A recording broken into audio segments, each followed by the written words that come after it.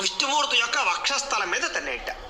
ఎప్పుడైతే ఆ రకంగా తన్నాడో వెంటనే విష్ణుమూర్తి వారు లేచి, అయ్యా అయ్యా అయ్యా భృగు మహర్షి మహానుభావ, ఎప్పుడొచ్చావు? నీలాంటి వాడు రావడమే వైకుంఠానికి అదృష్టం, యోగం.